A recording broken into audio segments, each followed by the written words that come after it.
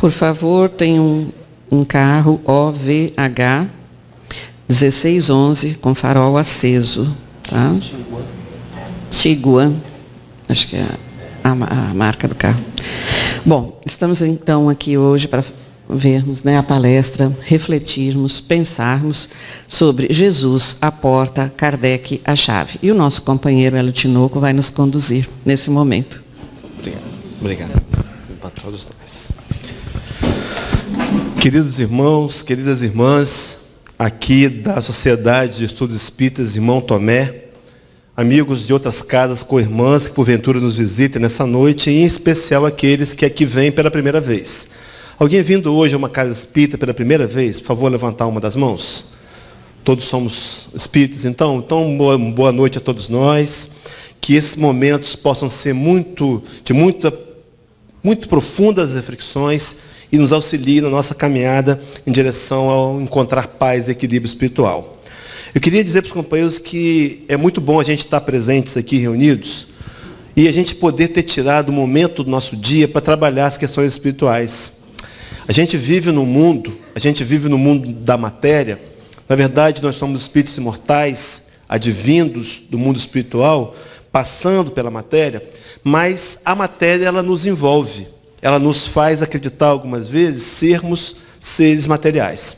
A gente tem esse raciocínio, e quando a gente encarna e passa pela chamada bênção do esquecimento necessário, esquecimento esse, por exemplo, para a gente poder não lembrar dos inimigos do passado e ter uma chance de refazer as alianças.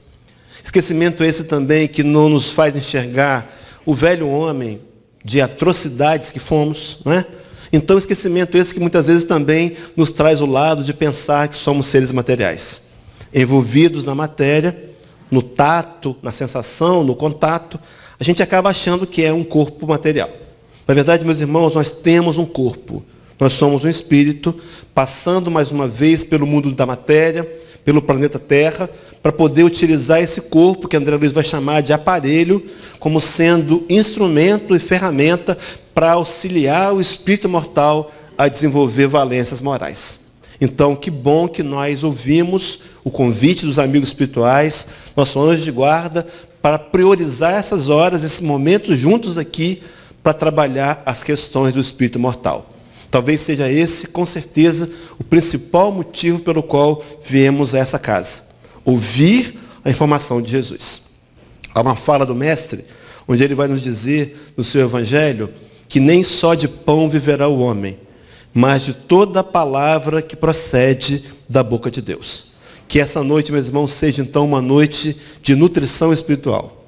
Que nós possamos sair daqui, os que vão nos assistir depois pela internet também, com o coração alimentados da esperança, da fé, do otimismo santo, para podermos enfrentar esse processo real e natural de conquistar o novo homem, de vencer o guerreiro antigo, de vencer esse homem que ainda prioriza a vingança, para transformarmos no futuro no homem-luz, no homem que ama facilmente, que aprendeu a perdoar e que, acima de tudo, terá conquistado a felicidade. Então, que esse seja um dia, seja uma noite para a gente, de reflexões profundas, repetindo, que nos leve à tomada de consciência plena de que somos espíritos e que precisamos investir muito mais nas conquistas espirituais. Então, que a equipe espiritual aqui do irmão Tomé, companheiros abnegados, servidores do Cristo, que conhecem os nossos sentimentos, nos veem o coração lá no íntimo,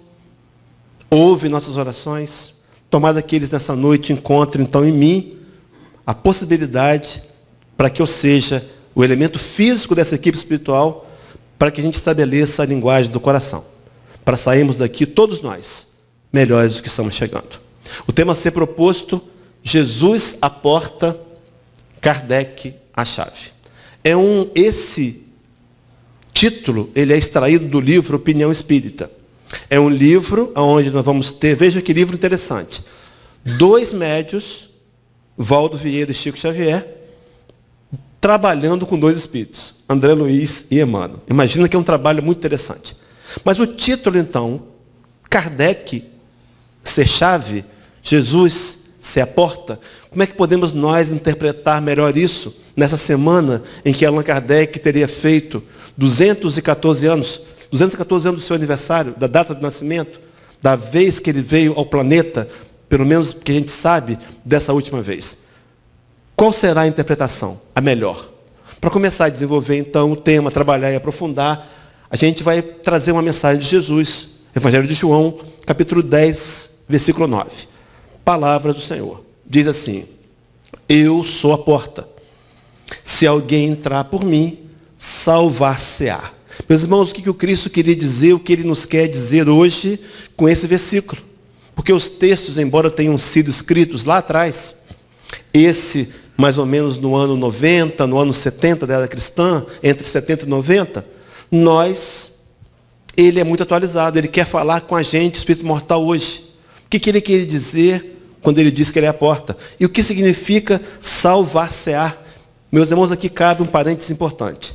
Nós viemos trazendo uma cultura religiosa, onde a gente aprendeu uma doutrina teológica chamada salvacionismo. Nós aprendemos, e faz parte do nosso bojo de conhecimentos, que nós, pelo simples fato de aceitar Jesus, a morte no Calvário, nós seríamos salvos. Uma teologia que contradiz em vários momentos, em inúmeros deles, a informação da Bíblia, da própria Bíblia. Porque aqui está sendo dito pelo Senhor que aquele que entrar pela porta, salvar-se-á. Então é um trabalho de autossalvamento. É claro que o Senhor tem um caminho a nos oferecer, e esse caminho tem uma porta. Então ele está dizendo que ele, Jesus, é a porta. A porta, meus irmãos, ela tem que levar um caminho. A porta, o simbolismo que o Cristo usa, eu sou a porta, nos leva a um caminho. Mas que caminho seria esse? Então essa porta leva a um caminho? Vamos pensar aqui para trabalhar, para aprofundar o entendimento. Mateus 10, de 10 a 14, o título é a parábola do semeador. O Cristo conta a parábola, no final delas, nesse registro, há um comentário muito interessante. Os discípulos vão inquirir o Senhor e dizem assim: e acercando-se dele os discípulos, disseram-lhe: por que eles falam por parábolas? Ele respondeu, respondendo disse-lhes, porque a vós é dado conhecer os mistérios do reino dos céus, mas a eles não lhes é dado. Olha que coisa interessante. Porque aquele a que tem, será dado, se dará, e terá em abundância. Mas aquele que não tem, até aquilo que tem, lhe será tirado.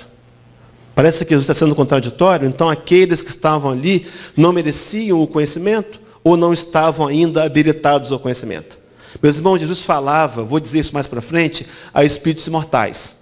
Muita informação, muita parábola, foi utilizando figuras do momento, aquelas foram específicas e traziam esclarecimentos pontuais para aquele momento.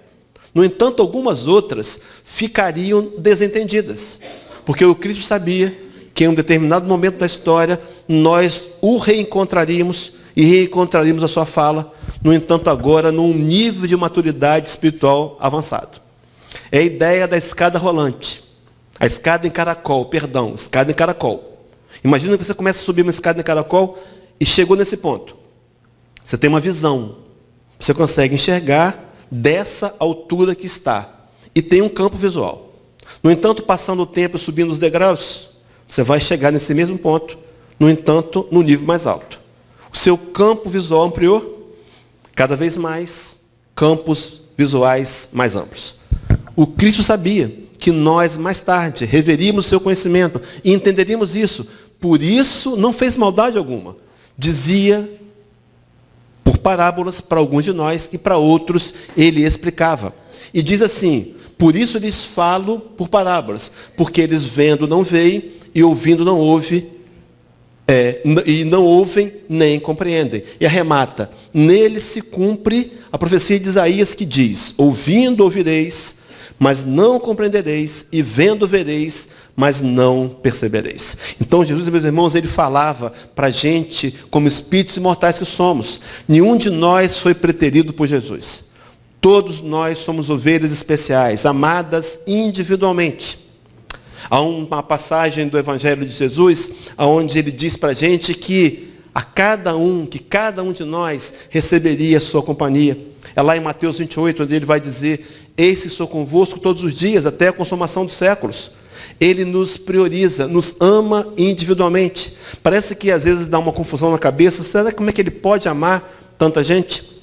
Recentemente, fazia uma palestra no interior do Espírito Santo, aqui no nosso estado, e aí comentei aquele número que Divaldo Franco tem usado nos seus seminários e palestras, que a população de elementos, de espíritos encarnados na Terra, é de 30 bilhões. Fiquei meio curioso, porque foi Divaldo que falou, ele tem credibilidade, fui investigar de onde surgiu esse número de 30 bilhões. E aí, então, eu descobri que é uma informação que foi trazida do livro Roteiro, de 1952, onde Emmanuel ali, se quiser ligar o ventilador, pode ligar, que Emmanuel ali tinha comentado a população do planeta, de encarnados e desencarnados. Então, um grupo de companheiros mais ousados desenvolveram lá uma pesquisa, uma conta matemática, chegaram à conclusão que são 30 bilhões de espíritos. Se Divaldo está usando, também posso usar. Comentei isso lá. Aí, no final da reunião, um jovem me perguntou: mas vem cá, como é que Jesus pode conhecer 30 bilhões de pessoas? Como é que ele pode amar individualmente 30 bilhões de espíritos? E eu falei para ele assim: olha, eu ainda não tenho resposta. Mas quando eu for um Cristo, eu vou te explicar como é que é.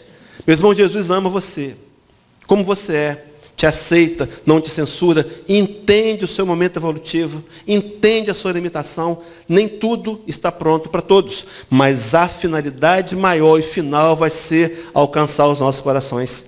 É o projeto que ele disse para Deus que nenhum de todos aqueles que o Pai lhe deu se perderia. Nós somos o alvo desse grande projeto. Então Jesus queria nos ensinar. Essa profecia que ele fala de Isaías, está lá registrada no capítulo 6, os versículos 9 e 10. Nós ouviríamos e não perceberíamos. Será, meus irmãos, que hoje temos dado ouvido? Será que estamos com o ouvido espiritual aberto para ouvir a informação do Evangelho? Quantas vezes foi que a ouvimos? E passamos por ela como se fosse algo que não nos pertencesse, que não teria nada a ver conosco, pelo contrário. O Evangelho é o caminho de redenção da humanidade. É a grande proposta do Cristo para resgatar a todos nós, nos trazer paz, equilíbrio, felicidade. E algumas vezes não entendemos isso, não queremos e rejeitamos.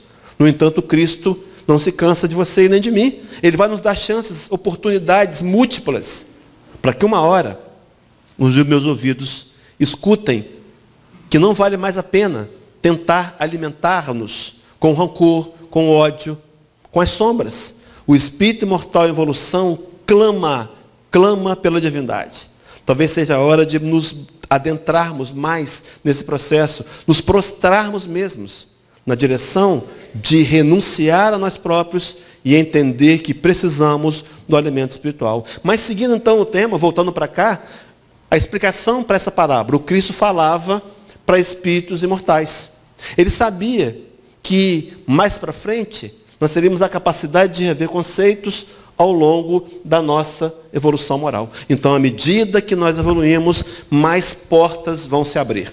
Meus irmãos, que portas eu tenho aberto hoje com o meu esforço e sacrifício? Será que eu tenho tentado me convencer? Se não, procure fazer isso, de que eu sou um espírito imortal? A principal mensagem do Evangelho é essa. E o Espiritismo vem para asseverar isso com uma prova científica. Nós somos espíritos. A morte não extermina com a nossa dor. A vida não termina no túmulo, e muito menos começa no berço. São várias e múltiplas encarnações que vão nos levando à tomada de consciência, entendendo com clareza quem somos e percebendo a necessidade de investir nas questões espirituais. Então, Jesus, a porta que leva a um caminho, leva para o caminho. Mas que caminho seria esse? Esse caminho, para onde ele vai nos levar? Que caminho é esse que ele quer nos apresentar? Então, para fazer um paralelo, para entender o caminho, então Jesus a porta, Kardec a chave, até aqui Jesus uma porta que leva a um caminho. Estão me entendendo, companheiros? Estão me acompanhando o raciocínio? Esse caminho, que caminho é esse? Mateus 7, os versículos 13 e 14, que tem como título os dois caminhos. Diz Jesus: entrai pela porta estreita, porque larga é a porta e espaçoso o caminho que conduz à perdição. E muitos são os que entram por ela. O caminho da facilidade, o caminho do comodismo, o caminho de não nos esforçar para nos transformar em alguém melhor. Muitos entram por esse caminho. E porque estreita é a porta e apertado o caminho que conduz, que leva à vida, poucos há que a encontrem. Observa que a mensagem, poucos há que a encontrem, exige uma procura. Nós vamos encontrar se procurarmos. Nós queríamos a facilidade, meus irmãos. O salvacionismo é facilidade. Não preciso fazer mais nada, estou salvo. Recebi o selo do Espírito Santo, estou salvo. Não é assim. Salvação é uma conquista. O caminho exige uma busca, uma procura. E esse caminho fácil que nós queríamos não existe. A realidade, então, é que a gente precisa estar atento aos esforços que fazemos para conquistar a salvação. Mas ele é o caminho, esse caminho que leva à vida.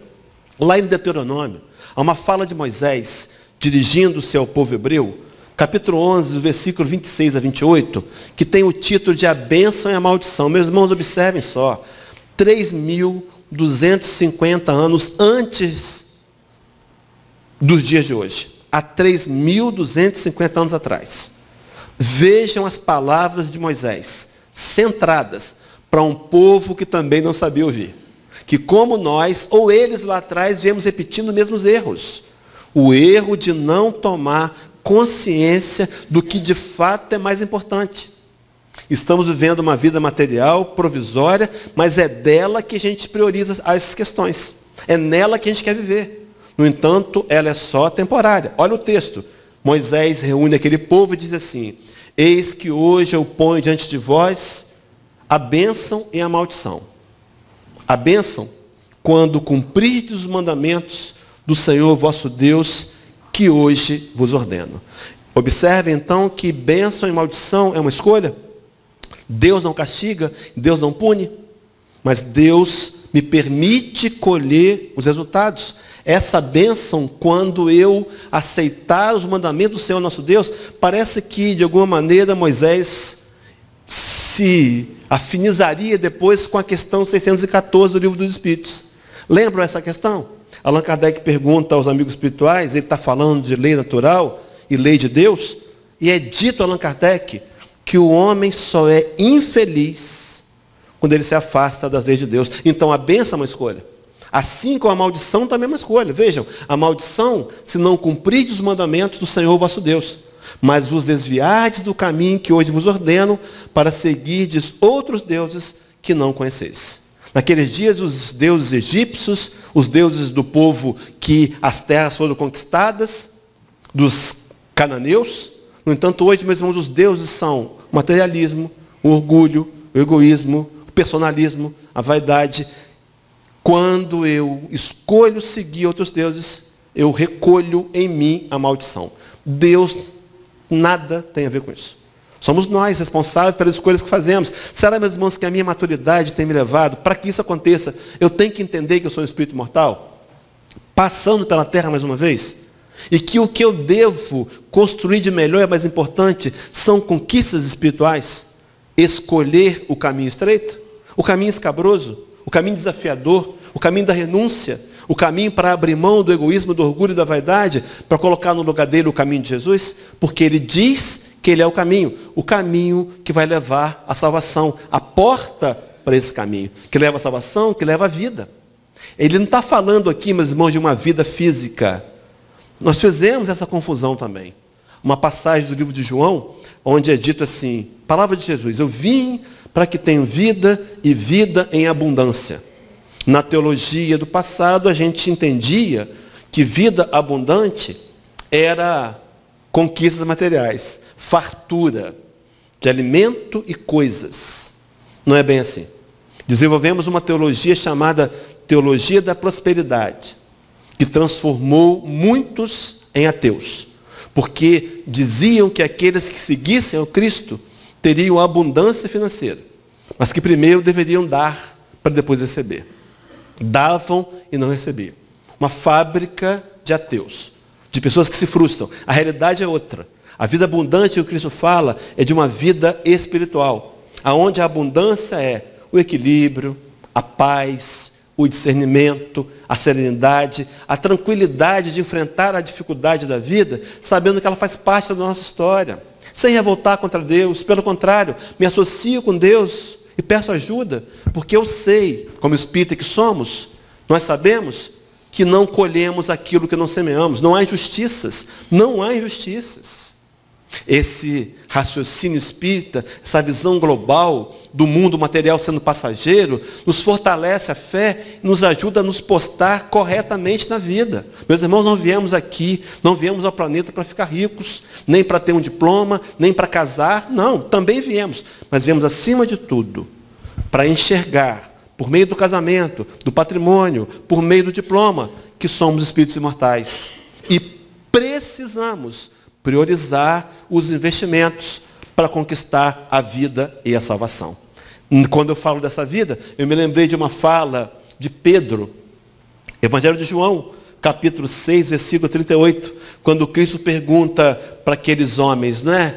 Quem dizeis o Filho do Homem? Quem dizeis ser o Filho do Homem? Naquele diálogo, eles vão dizer que o Filho do Homem poderia ser um profeta. E vós, quem dizeis que eu sou, tu és o Cristo, Filho do Deus vivo. E na conversa que vai se prolongando, no capítulo 6, versículo 68, é dito assim: respondeu-lhe Simão Pedro: Senhor, para quem iremos? Tu tens as palavras da vida eterna. Meus irmãos, Pedro, um rude pescador, compreenderia com uma facilidade que nos encanta, que nos desafia. Ele entendeu que a grande função da vinda do Cristo ao planeta não era devolver aos judeus o reino material, mas era abrir portas para que seguíssemos um caminho para conquistar a vida eterna. Quando Emmanuel, no livro Renúncia, no capítulo número 3, naquele romance que ele vai falar do testemunhos da fé, ele traz uma fala do Espírito Alcione, e Alcione diz assim: chegamos à conclusão de que o Evangelho, em sua expressão total, é um vasto caminho ascensional, cujo fim não poderemos atingir legitimamente sem conhecimento e aplicação em todos os detalhes. Meus irmãos, o Evangelho como sendo um caminho ascensional. Não para uma ascensão material, entendam, meus irmãos, mas para a ascensão do espírito imortal, sem o qual não poderemos atingir legitimamente sem o conhecimento. Então, cabe aqui um parênteses importante. Será que nós temos buscado o conhecimento? A casa, o irmão Tomé, ela tem reuniões de estudos sistematizados. Ela prioriza os estudos. Responda para você está matriculado? Ou os afazeres do mundo, da vida, têm te ocupado mais do que essa questão tão importante? Nós temos uma biblioteca, uma livraria. Você tem levado livros para casa? Se nós perguntássemos aqui, não responda. Que livro você está lendo agora? Você tem um livro na ponta da língua para dizer? Será que eu tenho entendido que, pelo conhecimento, eu vou desenvolver uma capacidade de aplicar um dia todos os detalhes? Porque não conseguimos aplicar ainda. Talvez porque não tenhamos a capacidade de aplicar ainda, mas também porque não temos levado a sério a questão do conhecimento. Então, quando Cristo diz lá no capítulo 8 de João, versículo 32, e conhecereis a verdade, e a verdade vos libertará, ele está dizendo que esse conhecimento é uma busca. E o Espírito de verdade, que liderou a pleia de espíritos superiores que trouxeram a codificação por meio de Kardec, vai dizer, capítulo 6 do Evangelho, item 5, Espíritos, amai-vos. Esse é o primeiro ensinamento. Espíritas, instruí-vos, eis o segundo. Então, para que eu possa ter uma ascensão, um caminho ascensional, que me leva à evolução moral, a conquistar paz, equilíbrio e felicidade, eu preciso conhecimento e aplicação em todos os detalhes. Então, Jesus é essa porta que leva a esse caminho. Esse caminho, meus irmãos, é o Evangelho. O caminho que nós temos que seguir é o Evangelho. O Evangelho que nós não compreendemos muito bem. A porta trazida por Jesus, ele próprio é a porta que nos leva ao Evangelho. Então, o caminho, compreendam, é o Evangelho. Mas o que acontece, meus irmãos? O que aconteceu na nossa história? Lá em João, capítulo 1, versículo 11, há um registro, logo no começo do Evangelho de João, muito triste. Diz assim: veio para os que era seu, o que era seu, e os seus não o receberam. Eu já contei aqui para os companheiros que eu venho de uma linhagem evangélica. Quando eu li esse texto na Bíblia, alguns anos atrás, sem o conhecimento que eu tenho hoje, graças a Deus hoje eu tenho, eu pensava assim, tem um erro de grafia aqui. Na verdade deveria ser, veio para os que eram seus e os seus não receberam. Eu não sabia naqueles dias que Jesus era o governador do planeta, que Deus deu a ele esse planeta para que ele conduzisse uma massa de espíritos para encontrar a felicidade, paz e serem perfeitos. Mas está correto, ele veio para o planeta que era seu, mas nós não o recebemos. O que fizemos com Cristo, meus irmãos? E nós o matamos. Nós o matamos. Friamente nós o matamos. Como se não bastasse, vieram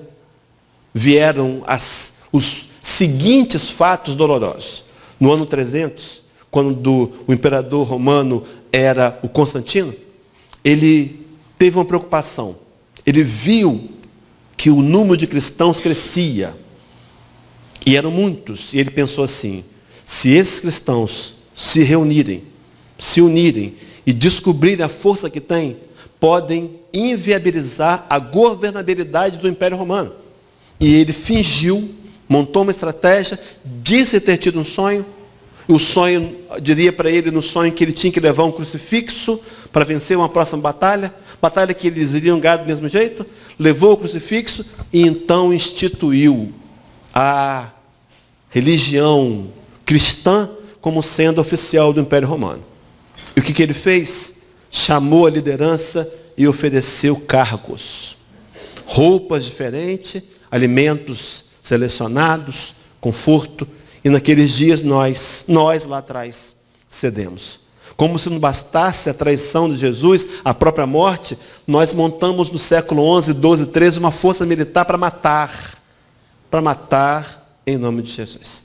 Nós não entendemos o Evangelho. Ele trouxe-nos o caminho, mas era preciso ser revisto. Meus irmãos, Jesus não vai se cansar de você nunca. Por mais que você não entenda isso agora. Lembra a passagem do Evangelho do livro de Apocalipse, capítulo 3, versículo 20? Eis que estou à porta e bato. Se alguém ouvir a minha voz e abrir a porta, eu entrarei, cearei com ele e ele ceará comigo. O Cristo vai insistir, porque a meta dele, o alvo, é você. Você é individualidade mortal. Ele disse a Deus que um dia nós seríamos ovelhas de um só rebanho, teríamos um só pastor, trouxe o caminho, trouxe o Evangelho, nós não entendemos. Mas ele não desistiu. Quando Emmanuel, no livro Caminho, Verdade e Vida, na lição de número 90, diz assim, observe, meus irmãos, o raciocínio de Emmanuel atualizado. Ele diz assim, nesse gesto inovidável de beleza espiritual, ensinou-nos, aceitou a morte na cruz, ensinou-nos Jesus que é preciso oferecer portas ao bem, até a última hora da experiência terrestre, ainda que, ao término da derradeira oportunidade, nada mais reste além do caminho para o martírio ou para a cruz dos supremos testemunhos. Meus irmãos, quantas vezes nós temos entendido errado o Evangelho, ou relido a nossa moda? É preciso pagar o mal com o bem. É necessário sermos aqueles que, sendo discípulos de Jesus, trazem como marca o amor. Ele está dizendo que é preciso deixar as portas abertas ao bem, sempre. Meus irmãos, não importa, guardem isso, não importa a atitude do outro, é a sua que vai ser avaliada. Mesmo que você seja taxado como bobo, como covarde, opte por manter a porta aberta, a porta do bem. Falando desse bem, Emmanuel faz uma ligação no mesmo Caminho, Verdade e Vida, lição 35, diz assim, somente o bem pode conferir o galardão da liberdade suprema, representando a chave única, aceitável, suscetível, de abrir as portas sagradas do infinito à alma ansiosa. O caminho do bem vai abrir as portas. Será o caminho do bem que será a chave. Meus irmãos, era a nossa oportunidade de corrigir os erros do passado. Era, não é? revendo o Evangelho. Então, quando nós pensamos em chave, tem uma passagem do Evangelho segundo o Espiritismo, capítulo 14, item 9, vai falar de senha ou chave. Nas empresas hoje você pode dizer a minha chave ou a minha senha. É dito assim: compreendam que para chegar a Deus, uma só é a senha: caridade. Então, meus irmãos, observem só. O Cristo vem ao planeta, diz ser a porta, apresenta um caminho, apresenta o Evangelho. Nós não compreendemos. Ele não desiste da gente. E nos dá uma nova chance de repensar o pensamento religioso, de reconceituar nós próprios. Então ele está falando que o único caminho, a única senha para chegar a Deus é a caridade. Não estava equivocado. É uma verdade única. Não há salvação se não for por meio da caridade. Fora da caridade não há salvação. Por que ele diz isso, meus irmãos? Porque eu vou me convencer que eu estou fazendo bem para alguém e vou angariar, Deus vai me apreciar por isso? Não. Sabe por quê? Quando eu ajo na caridade, eu desenvolvo um sentimento chamado amor. Não há outra maneira de aprendermos a amar a não ser pelo exercício do bem direcionado ao próximo, sem nenhum tipo de esperar recompensa ou validação. Nenhum tipo de reconhecimento. Quando agimos assim, trabalhamos o amor. E a grande valência a ser conquistada pelo Espírito imortal é ampliar a capacidade de amar. A compreensão que eu tenho do Evangelho de Jesus hoje me alimenta o amor, tem me ajudado a aprender a amar. Observe, meus irmãos, então, que a chave deveria abrir essa porta. E a chave, Kardec. Porque ele vai trazer o que Emmanuel vai dizer, que é o Evangelho redivivo. Ele vai nos dar uma outra chance de repensar o Evangelho. E agora, meus irmãos, de forma clara, racional, até porque nós estamos habilitados e competentes para receber essa informação. Mas a pergunta é, o que faremos dessa vez com o Evangelho? Interpretações? Variações? Criação de dogmas? Distinguindo pessoas por raça, por questão social? Oprimindo? Ainda fazemos isso. Com o Evangelho redivivo, é hora de repensar por que estamos espíritas. Não viemos aqui por acaso, meus irmãos. Não estamos encarnados na nova era como espíritos por acaso. Nós temos um compromisso assumido no mundo espiritual. O primeiro deles é mais importante: voltar melhor do que chegamos. E mais que isso, sermos cooperadores do Cristo para implantar esse novo sistema de ideias, alicerçado no próprio Evangelho. No entanto, agora, lido pelo prisma da racionalidade. Acompanhe só comigo, então, Kardec sendo a chave. É essa chave ali que vai ser o Espiritismo, não é? Que vai trazer para a gente essa possibilidade da gente conhecer melhor Jesus, de fazer com que Jesus, com que a porta que Ele é, se abra. Quantos séculos de porta fechada. Meus irmãos, imaginemos isso, sem acusar ninguém. Somos nós mesmos lá atrás. Quantos anos militando na agressividade. Quantos séculos o Evangelho nos porões das catedrais. Sem acusação a ninguém, porque fomos nós mesmos. Quantos séculos. E agora, Kardec vem para abrir essa porta. Na introdução do livro do Evangelho segundo o Espiritismo, vou só ler 2 itens, 1 e 7. No 1 diz assim, falando do objetivo da obra. Acompanhem, meus irmãos. Eu tenho certeza que já lemos isso uma porção de vezes. Mas tente ler isso hoje com um olhar diferente. Vencendo esse velho homem que está interior na gente, rejeitando o que é novo. Preferindo ficar nas sombras. É inconsciente. É um vício de ser o que já somos. É preciso desafio para ser novo. Leia com outros olhos. Com os olhos e os ouvidos que naqueles dias não ouvimos. Diz assim Allan Kardec. Podem dividir-se em 5 partes as matérias contidas nos Evangelhos. A primeira, os atos comuns da vida do Cristo. A segunda, os milagres. A terceira, as predições. A quarta, as palavras que foram tomadas pela igreja para fundamento dos seus dogmas. E, por fim, o quinto, o ensino moral. Esse ensino moral, as 4 primeiras têm sido objeto de controvérsias.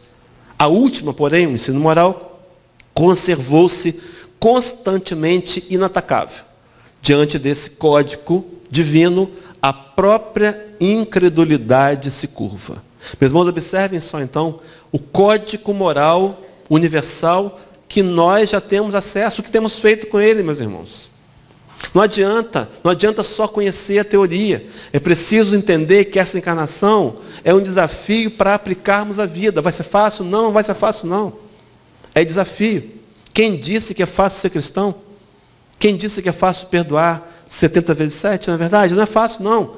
Quem disse que é fácil se tornar servidor para ser grande? Não é fácil, não. Mas olha só o complemento, então, no item 7, Kardec fecha dizendo: assim como Cristo disse, não vim destruir a lei, porém cumpri-la, também o Espiritismo diz, não venho destruir a lei cristã, mas dar-lhe execução. Ela ficou sem ser executada na sua função primordial, que é transformar os nossos corações em corações melhores. Ficou na teoria, ficou na formalidade. Agora vejam só, mas dar-lhe execução. Nada ensina em contrário do que ensinou Jesus, mas desenvolve, completa e explica em termos claros e para toda a gente o que foi dito apenas sob forma alegórica. Vem cumprir os tempos preditos que o Cristo anunciou e preparar a realização das coisas futuras.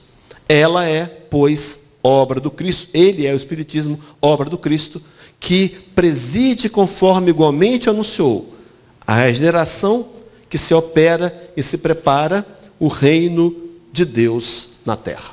Então Kardec teria o privilégio de ser escolhido codificador de uma doutrina que lhe deu trabalho para ser construída, para que ela tornasse compreensível o Evangelho que nós não compreendemos.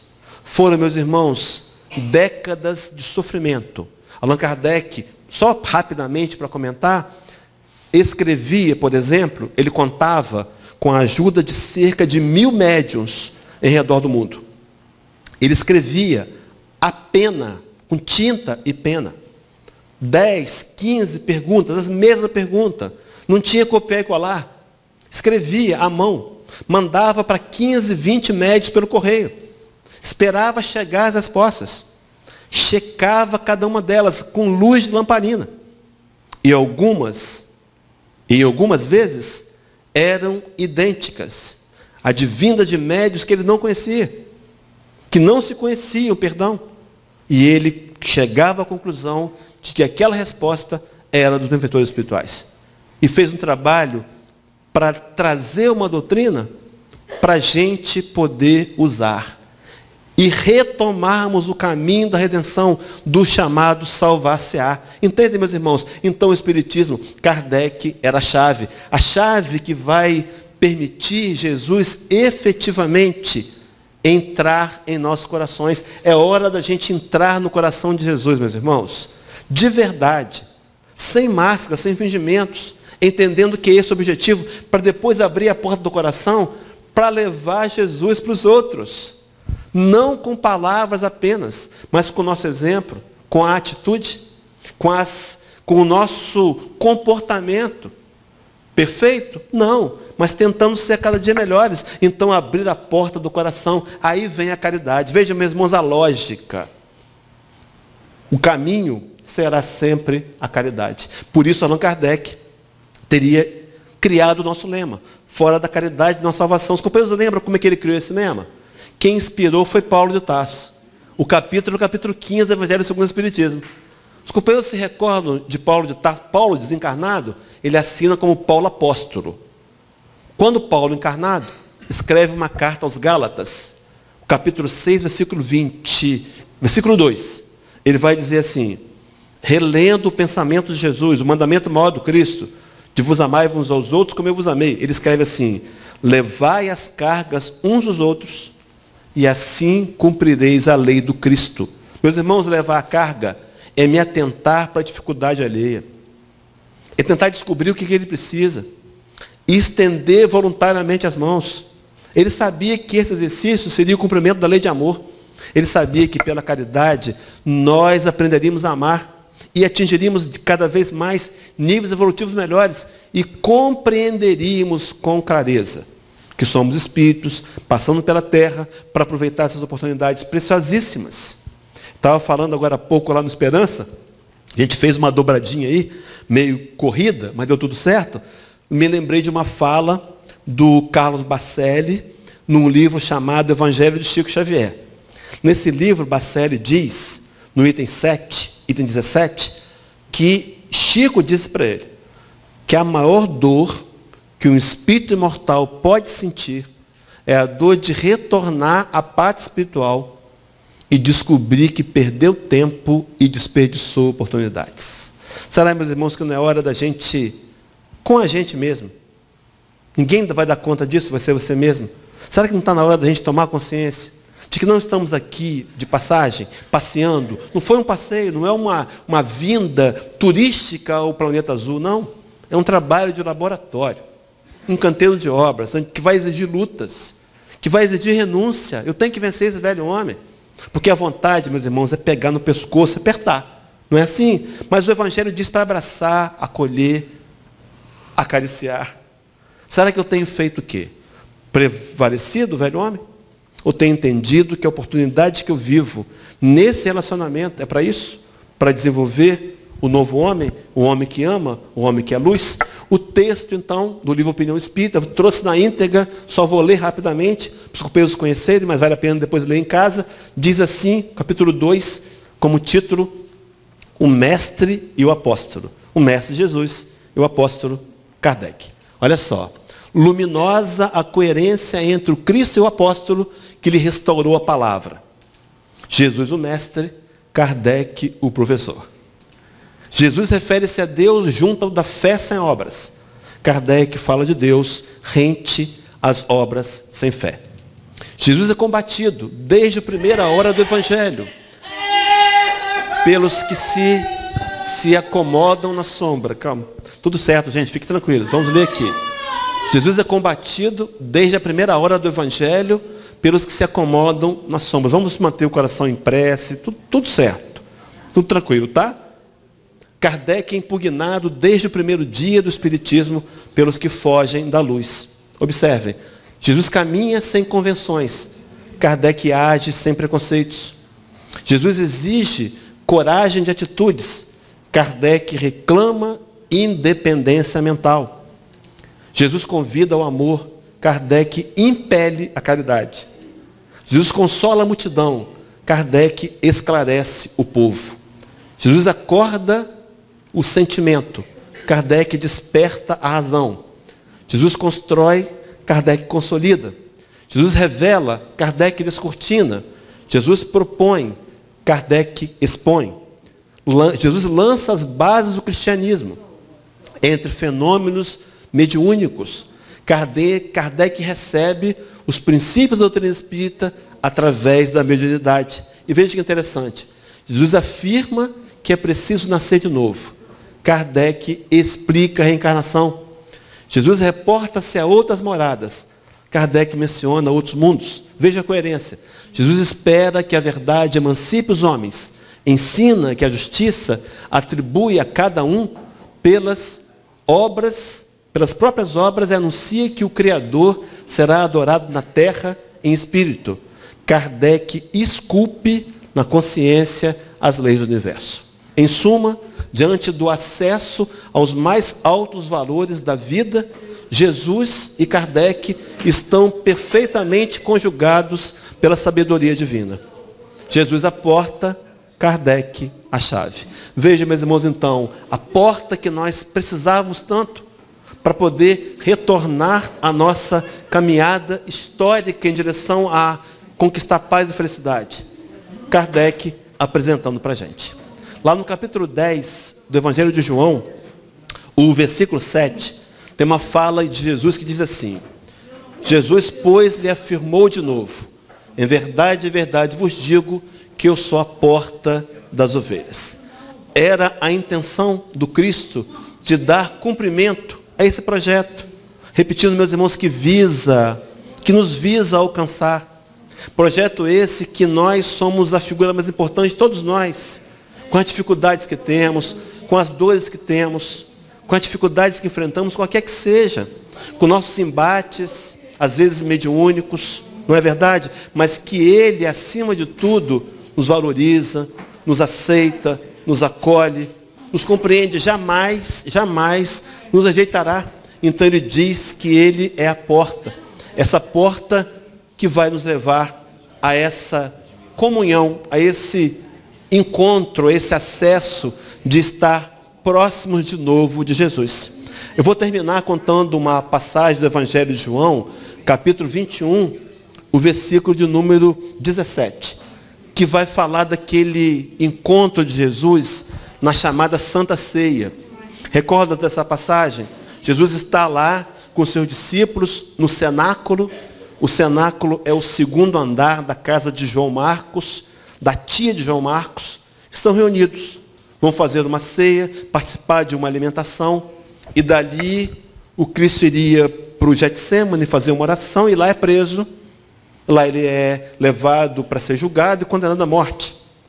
Naquele momento da Santa Ceia, ele pergunta, ele vai inquirir a Pedro, especificamente, se Pedro o amava. Recorda essa passagem? Pela primeira vez perguntou, e Pedro, talvez envolvido no automatismo da correria, dos preparativos, vai dizer: Senhor, eu te amo. Jesus, mais uma vez, faz uma pausa, momento adequado, pergunta: Pedro, me amas? E Pedro, pela segunda vez, agora até meio que aborrecido, vai ser o texto, vai dizer: Senhor, eu te amo. Mas acontece ainda uma terceira vez, é o texto que nós vamos apresentar, item 17. Disse-lhe terceira vez: Simão Pedro, filho de Jonas, amas-me? Simão entristeceu-se por ter dito terceira vez: amas-me? E disse-lhe: Senhor, tu sabes tudo, tu sabes que eu te amo. Então, naquela hora, parado, reflexivo: Senhor, tu sabes que eu te amo. Então, agora, consciente do amor que Pedro tinha por ele, embora já soubesse, mas agora declarado de forma assertiva, o Cristo vai dizer: disse-lhe então Jesus: apacenta as minhas ovelhas. Meus irmãos, o trabalho a ser feito precisa ser feito com amor. Para apacentar ovelhas do Cristo, para dar seguimento a esse projeto, como operários que somos, é preciso que a principal proposta seja o amor. Façamos por amor, jamais por um outro objetivo qualquer que seja, por nos vangloriar, por vaidade, por personalismo, para angariar qualquer recurso material. Nós fazemos por amor. Então, aquele que quer trabalhar na causa do Senhor, ama e apacenta, ama e pacifica, começando pelo trabalho de autopaz. Diz Emmanuel na literatura de que a paz que nós queremos para o mundo precisa começar em nós. Será, meus irmãos, que temos sido pacificadores? Será que temos tentado acalmar o nosso próprio ímpeto, para nos tornarmos aqueles que abrem portas, que conhecem caminhos, que buscam, através de um trabalho de seriedade, nos melhorar a cada dia? Tem uma fala que é atribuída a Allan Kardec, ela é baseada, na verdade, numa fala de Allan Kardec no Evangelho segundo o Espiritismo, capítulo 17, que diz que, diz assim, que o verdadeiro homem de bem é aquele que hoje procura ser melhor do que foi ontem, mas amanhã ele haverá de procurar ser melhor do que foi hoje. Será que esse é o meu objetivo? Então, ama, pacifica, ama e serve. Mas serve sempre, buscando com a nossa atitude nos tornarmos pessoas melhores, num trabalho de retorno da lei de amor. Quando nós amamos, exprimimos o amor e o praticamos em forma de caridade, os primeiros a serem recompensados seremos nós mesmos, recebendo de volta esses eflúvios de luz. Então, meus irmãos, que a equipe espiritual aqui do irmão Tomé, que mantou esse ambiente, que nos ajuda a entender a cada dia as responsabilidades que temos, nos ajudem a vencer qualquer tipo de obstáculo, qualquer tipo de dificuldade, nos lembrando, acima de tudo, que a nossa função está aqui, de ter conquistado essa vaga para encarnar, deverá ser sempre aprender a amar aos moldes de Jesus. E que o codificador, Allan Kardec, receba, onde ele estiver agora, os nossos melhores eflúvios de agradecimento e reconhecimento, porque nos deixou uma doutrina que revive o Evangelho, que nos devolve o caminho e que mais uma vez, e agora mais profundamente ainda, nos desafia a tentar sermos a cada dia um pouco melhor. Muita paz, meus irmãos.